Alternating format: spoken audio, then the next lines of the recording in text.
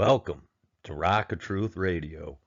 This is Minister Joseph Anthony, and today is April 5th, 2026, and you're tuned in to a special Easter presentation brought to you by Rock of Truth Church.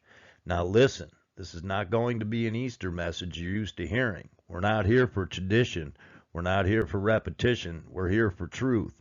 So wherever you are right now, pause, get still, and open your mind, because what you are about to hear may challenge what you've been taught, but it will speak directly to your awareness. This is an Easter message like you've never heard before. Let's begin. This morning we are not gathering to remember an event. We are here to understand a truth.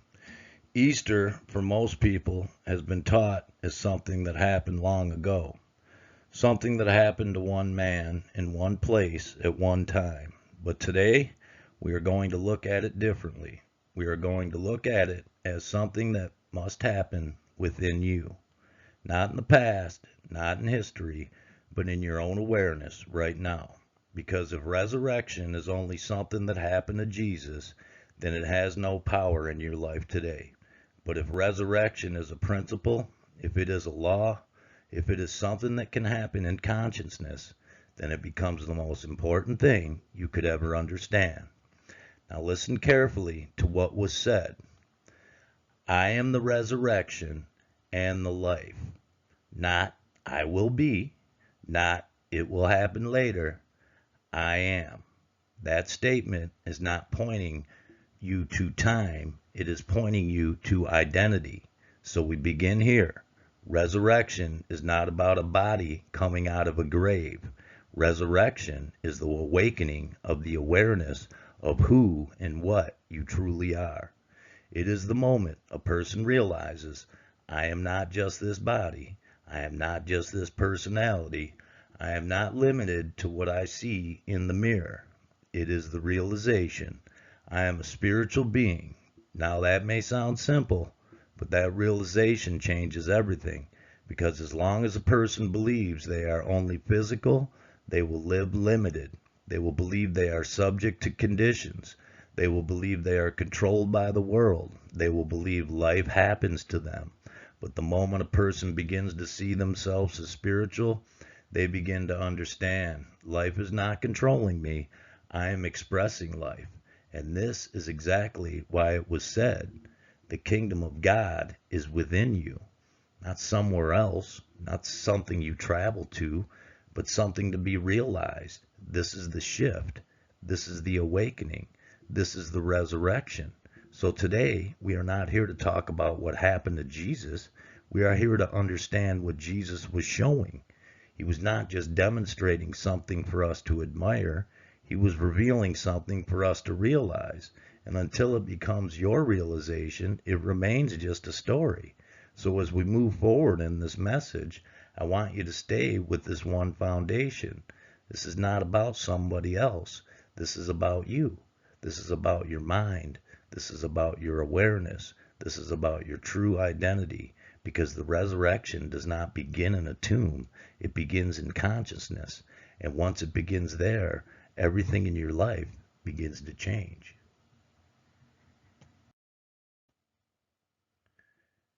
Now that we've established that resurrection is not just an event, but an awakening, we need to define it clearly, because if we don't understand what resurrection actually is, we will continue to look for it in the wrong place. Most people have been taught to see resurrection as something physical, a body that was dead coming back to life. But let's slow that down and think about it. If that is all resurrection is, then it only happened once, and it has no ongoing meaning for your life today. But truth is not limited to one moment. Truth is something that can be lived, experienced, and realized. So here's the shift. Resurrection is not about the body rising. Resurrection is about the consciousness rising. It is the lifting up of the mind. It is the moment when a person begins to see differently, think differently, and understand life from a higher level. And this is exactly why it is written, be ye transformed by the renewing of your mind. not by changing something on the outside, but by renewing what is within. Before this awakening, a person sees life from the outside. They believe what they see is all there is. They judge by appearances. They react to conditions. They live in fear, limitation, and uncertainty. But when resurrection begins, something changes within you. They begin to see that life is not just physical. Life is spiritual at its root. They begin to understand that everything they experience is connected to consciousness, to thought, to awareness. And this is where the true statement comes in. I am a spiritual being, not becoming, not someday, but now. And this is confirmed in Scripture. 1 Corinthians chapter 15, verse 45 tells us the last Adam became a life-giving spirit. This is pointing to a shift from seeing man as only physical to realizing man is a spiritual in nature. Now, this is not a belief, this is a realization, and there is a difference. A belief is something you are trying to accept. A realization is something you know within yourself. And once a person truly realizes that they are spiritual in nature, they no longer see themselves as weak. They no longer see themselves as limited. They no longer see themselves as separate from life. They begin to understand the same life that created all things is the life expressing through me. The same intelligence that governs the universe is present within me. The same substance that forms all things is the substance of my being. And this realization is your resurrection. It is not dramatic on the outside, but it is powerful on the inside. Because once your awareness rises, your life begins to follow. You begin to think differently. You begin to respond differently. You begin to live differently. So when we speak of resurrection, we are not speaking of something that happened once. We are speaking of something that can happen again and again. Every time a person awakens to the truth of who they are, and that is what this message is about. Not watching resurrection, but experiencing it.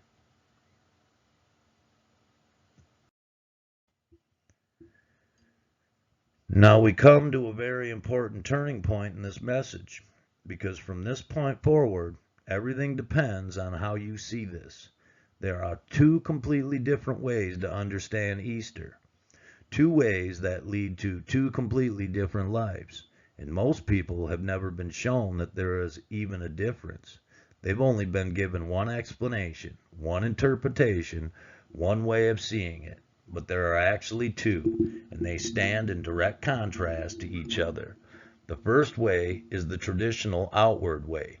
This view teaches that Jesus is separate from you, that what happened to him happened for you, but not as you. It teaches that he lived, died, and was resurrected, and that his role was to save you. In this view, you're just an observer. You're looking at something that happened outside of you. You are taught to believe in it, to accept it, to place your faith in it, but you are not taught to become it. Now here's the second way, the inner way. This view teaches that what happened through Jesus is meant to happen within you. That his life was not just a historical event. It was a demonstration of law, a pattern, a process of consciousness. In this view, Jesus is not separate from you. He is showing you what you are. He is revealing what is possible when a person awakens to their true nature. And this is why it is written, the words that I have spoken unto you are spirit and are life. Not just history, not just events, but something to be understood inwardly. So instead of looking outward, you begin to look inward. Instead of asking what happened to him, you begin to ask what is happening in me. And this is where the difference becomes very clear. One way teaches you to focus on death. It centers on the cross, the suffering, and the sacrifice. It tells you that something had to die in order for you to be saved. The other way teaches you to focus on life. It centers on awakening, transformation, and realization. It shows you that something must rise within you in order for you to truly live. And this is why it is written, the letter killeth, but the spirit giveth life. When something is only taken literally, it remains external. but when it's understood spiritually, it becomes life within. So we can say it very simply. One way teaches you how to die, the other teaches you how to live. Now think about that. If a teaching is centered on death, waiting, and something happening after this life, it keeps your focus somewhere else. But if a teaching is centered on awakening, growth, and realization, it brings your focus to right now, to this moment, to your own consciousness. And this is the difference between these two ways. One keeps you looking outside yourself, the other calls you inward. One keeps you waiting, the other calls you to awaken. And from this point on, you have to decide, am I only going to believe in something that happened, or am I going to understand something that is happening? Because Easter is not just about what happened to Jesus, it is about what is possible for you.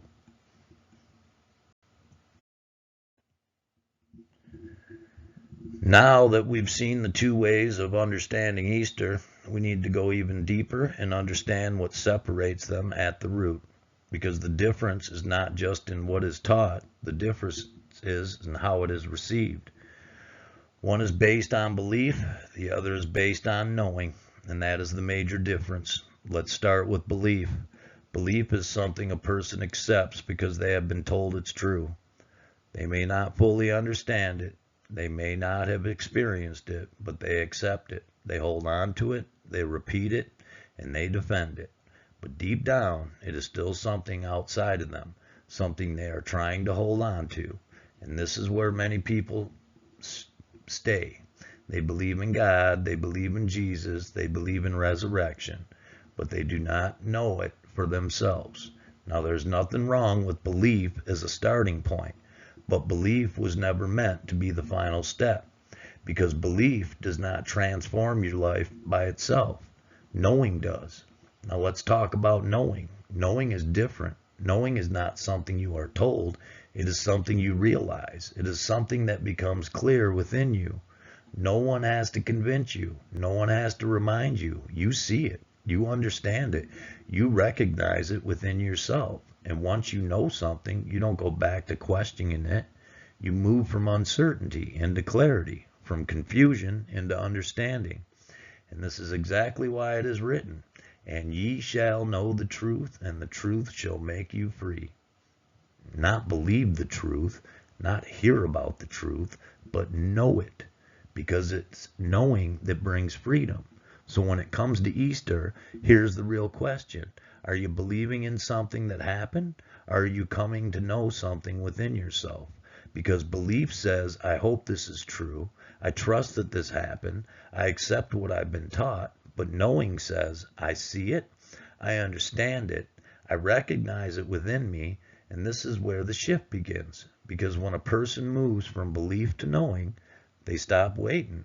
They stop depending on something outside of themselves. They begin to stand in awareness.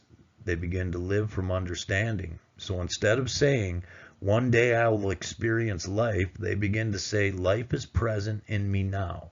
Instead of saying God is somewhere else, they begin to say God is within. Instead of saying I hope I'm saved, they begin to realize I am already connected to the source of life. And this aligns with what is written. As he thinketh within himself, so is he. And that was Proverbs chapter 23, verse 7. Meaning, what it is realized within becomes lived on the outside. And this is the difference between outer belief and inner knowing. One keeps you reaching, the other brings you into realization. One keeps truth at a distance, and the other brings you into your direct experience. So as we continue this message, I want you to stay aware of this shift. We are not here to just believe something. We are here to come into understanding, because once you truly know, everything begins to change. Now we come to one of the most important questions in this entire message. Because if this is misunderstood, everything else will be misunderstood with it. The question is this: who is the Son of Man? Most people have been taught that this title belongs only to Jesus, that it is a name, a label, something that identifies him alone. But let's slow down and look deeper, because if we only see it that way, we miss the entire meaning behind it. The term Son of Man is not just pointing to one person. It is revealing a relationship. It is showing the connection between the divine and its expression. It is showing how spirit becomes visible, how the invisible becomes visible, how God expresses as a man. So when we hear Son of Man, we are not just hearing a title, we are seeing a pattern that applies to all. Now follow this carefully. If there is one source, one life, one intelligence, then everything that exists must come from that same source. Nothing can come from somewhere else. Nothing can exist apart from it. And this is exactly what is written. Let us make man in our image after our likeness. Meaning man is not separate from the source. Man is made from it. So if God is the source of all life, then man must come from the same life, not separate from it, not different from it, but of the same essence. This is simple logic. Something cannot come from nothing, and something cannot come from a source and be completely different from that source. So if the source is spiritual, then what comes from must also be spiritual in nature. And this is confirmed again. For in him we live and move and have our being, not outside of him, not apart from him, but within that life itself. And this changes everything, because now we are no longer looking at man as separate from God. We are seeing man as an expression of God, not the fullness of the source, but as a direct expression of it. So when Jesus referred to himself as the Son of Man, he was not separating himself from you. He was revealing what is true about man. He was showing what happens when a person becomes fully aware of their spiritual origin. He was demonstrating what it looks like when someone lives from the awareness. So instead of seeing Jesus as someone different, we begin to see him as someone who realized something, someone who understood his true identity, someone who lived from that understanding. And that is the invitation, not to admire him from a distance, but to understand what he understood. Because if man is from the divine, then the same life that was in him is present in you. The same source, the same substance, the same intelligence, not divided, not separated, but expressed in different degrees of awareness. So the real question is not, was Jesus the Son of Man? The real question is, do you understand what that means for you? Because once you begin to see that your life is not separate from its source, you begin to live differently, you begin to think differently, and you begin to carry yourself differently. Not from pride, but from understanding, because you are no longer trying to become something. You are beginning to realize what you already are, and that realization is the beginning of transformation.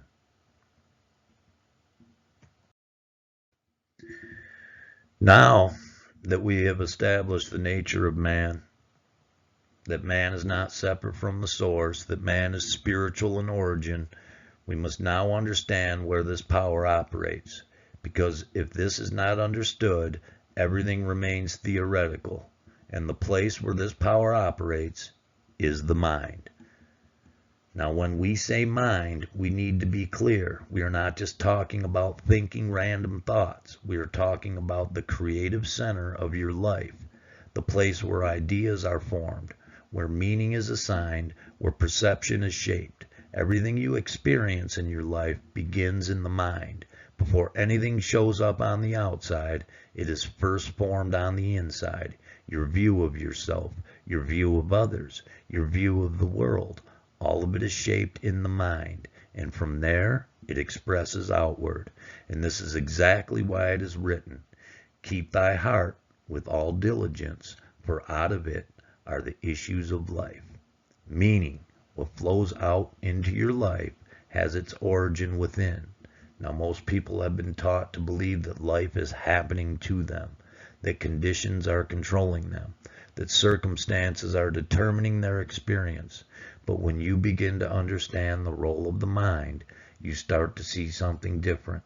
You begin to see that what you are experiencing is connected to how you are thinking, how you are perceiving, how you are understanding. This does not mean everything is instant, but it does mean everything has a root, and that root is in consciousness. Now here's where the limitation comes in. Most people have been conditioned to think in a limited way.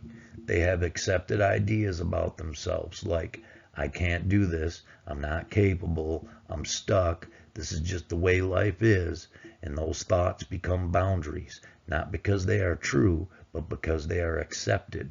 So what happens? A person begins to live inside those limitations, not realizing that the limitation is not in life, it is in their thinking. And this is what Jesus came to reveal, that the mind has power, that when lifted, when elevated, when aligned with the truth, it begins to produce different results. And this is why it is written, the mind of the Spirit is life and peace. Meaning, when the mind is aligned with truth, it produces life, it produces clarity, it produces peace. So instead of living from fear, a person begins to think from understanding. Instead of expecting limitation, they begin to recognize possibility. Instead of reacting to life, they begin to respond with awareness. Now, this does not happen all at once. It happens step by step, concept by concept, a little understanding here, a little insight here, until eventually something begins to shift. The way you see changes, the way you think changes, and as that happens, your experience begins to change. So when we talk about resurrection, we are not talking about something happening outside of you. We are talking about the mind being lifted, the awareness being raised, because as your mind rises, your life follows. And this is why understanding the power of the mind is so important. Because once you see that the source of change is within, you stop looking outside for answers. You stop waiting for something to happen, and you begin to take responsibility for your own awareness, not in a heavy way, but in a clear way, because now you understand. If I change the way I see, I begin to change what I experience, and that is where transformation begins.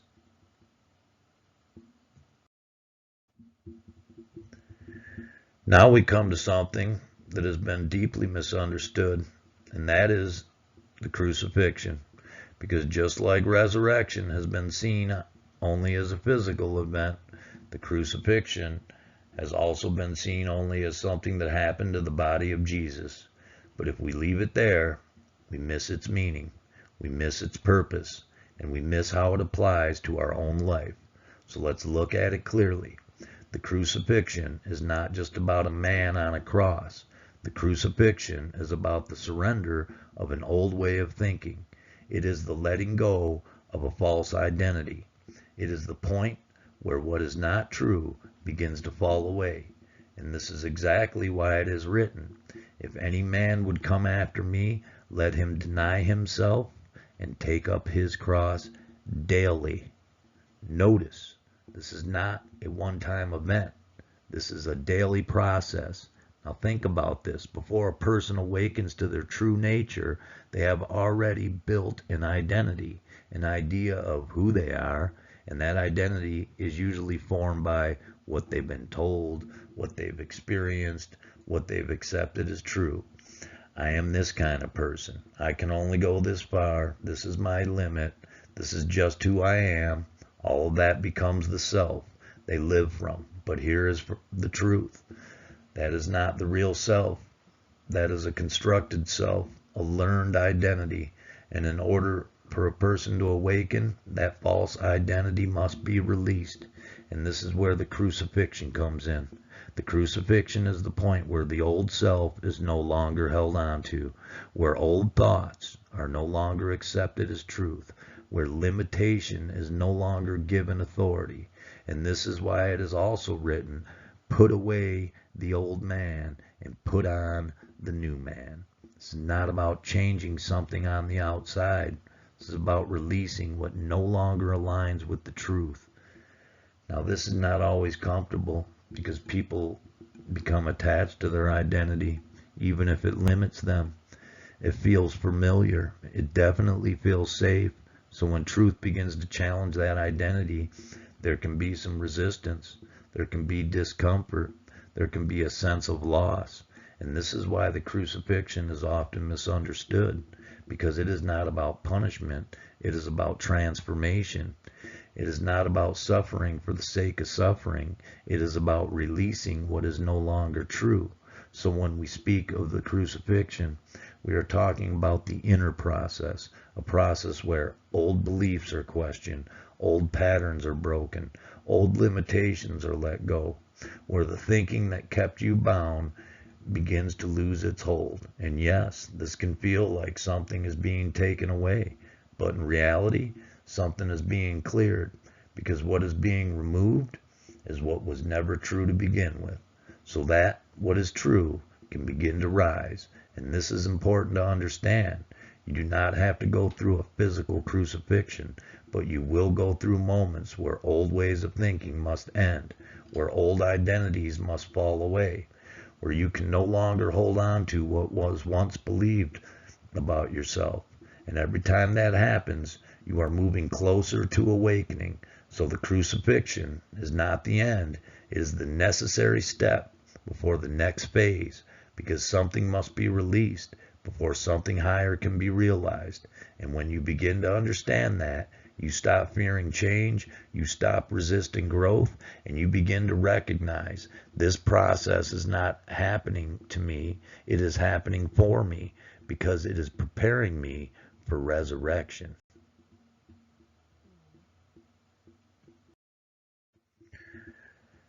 Now that we understand the crucifixion, that it is the release of the old, letting go of the false identity, the ending of limited thinking, we can now clearly see what resurrection truly is, because resurrection always follows crucifixion, not as a reward, but as a result. When something false is removed, something true can finally be seen. So let's define it plainly. The resurrection is the rising of a new awareness. It is the moment when a person begins to see themselves differently, not based on what they were taught, not based on past experience, but based on truth. And this is exactly why it is written, even so we also might walk in newness of life.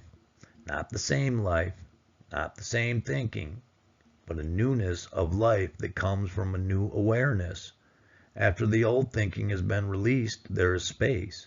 And in that space, a new understanding begins to form, a clearer vision, a higher awareness, a deeper sense of identity. Now, instead of saying I am limited, a person begins to recognize I am more than I thought. Instead of saying I am bound by conditions, they begin to see I am not controlled by appearances. Instead of identifying only with the physical, they begin to recognize their spiritual nature. And this is the resurrection. It is not dramatic on the outside, but it is undeniable on the inside, because something has shifted. The way you see has changed. The way you understand has changed. And once that happens, you cannot go back to seeing life the same way. Now here's something very important. Resurrection is not a one-time event. It is a process. It happens in stages. And this is why it is written, if then ye were raised together with Christ, seek the things that are above. Meaning, once awareness begins to rise, you continue to grow in that direction. Every time you outgrow a limitation, every time you release a false belief, every time you see yourself more clearly, you are experiencing resurrection. It is the continual rising of your consciousness, the continual awakening to the truth. And as this happens, your life begins to reflect it. Because when your awareness changes, your actions change, your responses change, your directions change. So resurrection is not something you wait for. It is something you participate in. It is something you allow. It is something you step into. Now remember this. The resurrection is not about becoming something new. It is about realizing what has always been there. The truth of your being, the life within you, the connection to the source. All of it has always been present, but it was covered by misunderstanding, by false identity, by limited thinking. So when resurrection happens, nothing new is added. What is true is revealed. And that is why it is so powerful, because it is not temporary. It is not dependent on conditions. It is rooted in understanding. So as we continue forward, keep this clear. Resurrection is the awakening of your true identity. And once that awakening begins, everything in your life begins to rise with it.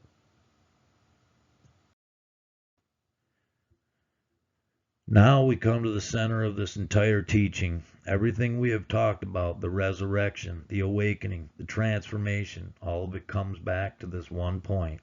The I within you. Because no matter what a person believes, no matter what they have been taught, everything they experience in life is filtered through one thing. I am. Every thought you have about yourself begins there. I am this. I am not that. I can. I can't. And whether a person realizes it or not, they are constantly defining themselves through that I. Now, here is what most people have never been shown. That I is not just a word. It is not just a way of speaking. It is the center of your identity. It is the point of awareness within you. It is where you experience life from. And whatever you attach to that I begins to shape your experience. If a person says, I am limited, I am weak, I am stuck, then that becomes the lens through which they live. Not because it is true, but because it's accepted. Now here's the shift. That I at its root is not limited, it is not broken, and it is not lacking. At its root, the I is spiritual. And this is why it was said, before Abraham was born, I am. Not I was, not I will be, I am.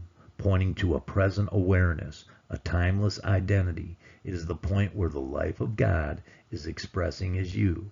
So when that I is understood correctly, everything begins to change. Because now, instead of attaching limitation to it, you begin to align with the truth. Instead of saying, I am bound, you begin to recognize, I am where, I am present, and I am connected to life. Now, this is not about repeating words. This is about understanding what you are saying, because the power is not in the phrase alone. The power is in the awareness behind it. And this is why Jesus said, and I, if I be lifted up, will draw all men unto me. He was not speaking about lifting up a physical body. He was speaking about lifting up the awareness of the I, raising it from a limited identity to a true identity. Because when that I is lifted, everything connected to it begins to rise. Your thinking rises, your perception rises, your understanding definitely rises. And as that happens, your life follows. Now here's something very important to see. You do not have to create a new self. You do not have to become something different. You only have to see clearly what that I truly is. Because once you understand that the center of your being is not limited to the physical, you stop defining yourself by conditions. You stop identifying with limitations, and you begin to stand in awareness. So instead of saying, I am what happened to me, you begin to understand, I am the one aware of what happened. Instead of saying, I am my circumstances, you begin to realize, I am not confined to circumstances. And this is where real change begins. Not by forcing something on the outside, but by understanding the center within. So the question is not just, what do you believe about life? The deeper question is, what are you attaching to your I? Because whatever you attach to it, you begin to live out. And when that I is lifted, when it is seen clearly, when it is aligned with truth, you begin to experience what it means to truly rise. And that is the heart of resurrection.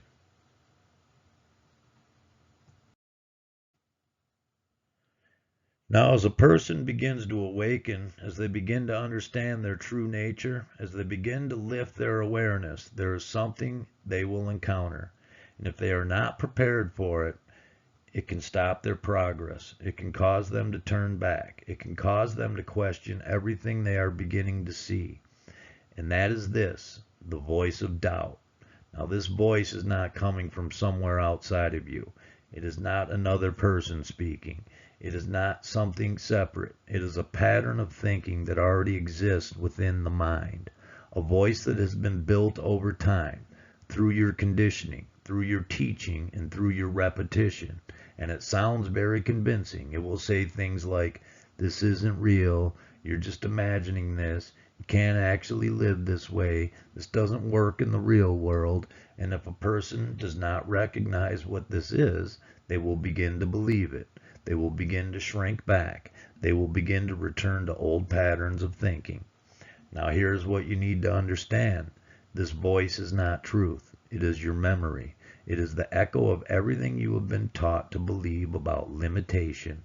It is the part of the mind that is comfortable with what is familiar. Even if what is familiar is limiting. Now think about it. If a person has spent their whole life believing they are limited, then the moment they begin to see that they are not, there's going to be some resistance because the old way of thinking is being challenged. And that challenge creates tension.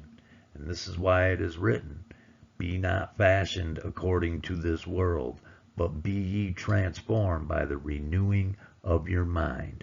Meaning, do not simply conform to what has been conditioned into you, but allow your mind to be renewed. Now in the teachings, the inner resistance is often symbolized in a very clear way. It is shown as the Pharisees, the chief priests, the ones who opposed Jesus. But this is not just a story about people in the past. This is a picture of what happens within your own mind. That voice that says, who do you think you are? You can't live this way. This is too much. That is the inner opposition. That is the old belief system trying to hold its place. And this is why it is also written, casting down imaginations and every high thing that exalteth itself against the knowledge of God, meaning knowing, bringing every thought into captivity for you. Meaning you become aware of the thoughts that rise and you no longer allow them to control you. Now here's the key. You do not fight this voice. You do not argue with it. You do not try to force it away. You recognize it. You see it for what it is. And you do not give it authority, because the moment you begin to believe that voice, you return to limitation. But the moment you recognize it, you begin to move beyond it. So instead of reacting to it, you observe it. Instead of agreeing with it, you stay grounded in what you now understand. And this is where strength begins to develop. Not by removing all doubt at once, but by no longer being controlled by it. Now this is part of the process. Every person who begins to awaken will go through this. There will be moments where the old thinking tries to return. There will be moments where doubt tries to speak louder than understanding. But this is where awareness matters, because once you see what is happening, you are no longer caught in it. You are no longer identified with it. You begin to stand apart from it. And from that place, you continue forward. So when that voice appears, do not be discouraged. Do not think something is wrong. Recognize it as part of the transition. The old is losing its hold, and the new is becoming clear. And as long as you continue to stay grounded in truth, that voice will lose its power, and you will continue to rise. Now, as we move forward, after understanding the mind, after recognizing the release of the old, after awakening to a new awareness, we come to something very important, because this teaching is not just about thought, it is about awareness. It must be also understood in how it expresses, and this is through what we call the body. Now, many people have been taught to separate these things, to think of spirit as one thing, mind as another, body as something lower or disconnected. But that is not accurate.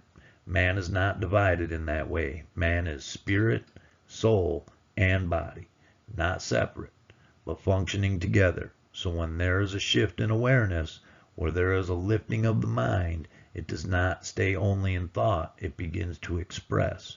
And where does it express? Through the body, through your actions, through your responses, through your daily life. This is why the body is referred to as the temple. And this is clearly stated. Know ye not that you are a temple of God, and that the Spirit of God dwelleth in you? Not somewhere else, but within you, not separate, but dwelling in this very life. Now, this does not mean the body is something to worship. It means the body is something that houses expression. It is the place where life is lived out. Now, here is what most people have missed. They have been trying to change their life from the outside, trying to adjust conditions, trying to control circumstances, trying to fix appearances without ever addressing the source. But when understanding begins within, when awareness is lifted, the body begins to respond because the body follows the mind. The body expresses what is held in consciousness. And this is why it is also written, present your bodies a living sacrifice, holy, acceptable to God, which is your reasonable service. Meaning, the body becomes the expression of what is realized within.